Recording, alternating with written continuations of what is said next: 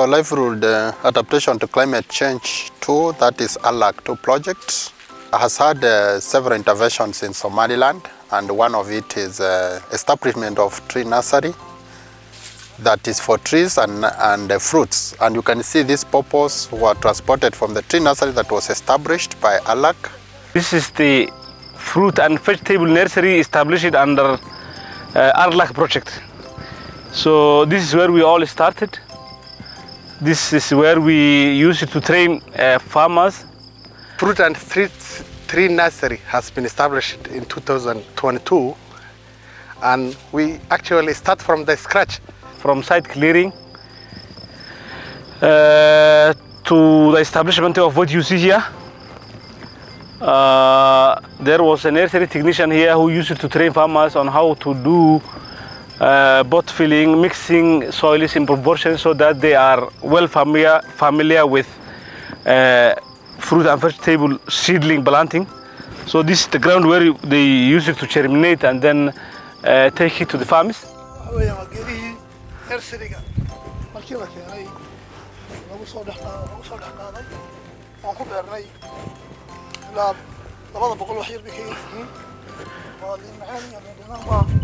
So these are trees from the nursery site. From the very beginning, when we have started there 1 year ago, and you can see it's almost 160 trees in this area. So it's directly from the nursery. As you can see, this is a dry area. The farmers adopted irrigation as a way of adapting to drought. The biggest problem here we face is shortage of water. Now this is an stream going from here, but it dries up when drought comes, when shortage of rainfall comes. So the biggest challenge and problem we are facing here is shortage of water. So we need what you call sand dams. Now in that upper watershed, if sand dams are constructed, then the water table will go up, and that will enhance the availability of water in this area. And since it is an adaptation project, we are trying to ensure that farmers are adapted to this drought, and also they are adapted to the hunger by having enough food security in terms of fruits, which also improve their immunity. Now we will talk to one of the women groups who have benefited from the nursery here, who have been trained. So we will talk to them and they will explain to us how they have started and how they have benefited from it. waxaan ka baranay geedaha hadda sidii wax loo beeray baan nolona tusay waanu beeray wixii waa laga faa'iideystay beeraha loo kala gurtay kolkii ay gaadheen waqtigoogii amba waan beeray liin macaan liin dhanaan baa ku jirtay waxa ku jira afakaadha ku jirtay geedo badan baa ku jiray tigaadii ariga la beeray ayu nooc waanu beeray wax badan baanu beeray waa laga faa'iideystay wixii beeraha la geeyay markay dhaafeen waa la tababaro imika maanta hadii beer la yiraahdo waan beeray. So she says we have started scratch from the nursery. We have been trained and we have started doing by training by ourselves. We have planted papayas, avocados, some kind of fodders, lemon, different kinds of fruits and vegetables up there.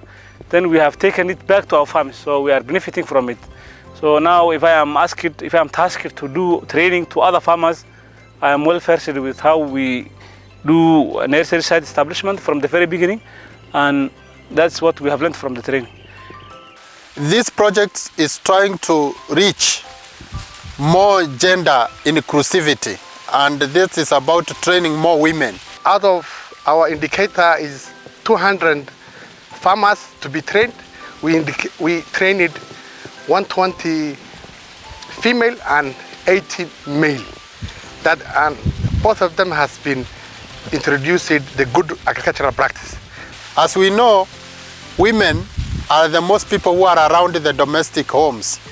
They take care of the children, and if there is enough food, they can able to feed the children and able to adapt to the changing climate in terms of food security. markii hore ma taqaanin aqoontan ma lahaydeen mise markii leedin mid barateen markaas ay idinku horeysay inaad casharkan barataan anu kolkan iska soo qaado ma garin maad garaneen markaa bilow bay ku ahayd si fiican baad u baratay si fiican baan iminka haddii tababar si dad lagu ma tababari kartaa insha Allah kullee waxay ka dhimanayaan laakiin waa tababar sidii kolkii beerahantii anu beeray maanta waan beeray So now she says now she can, from the very beginning she had no any clue about how to do land preparation, seedling, planting, and anything about nursery site establishment.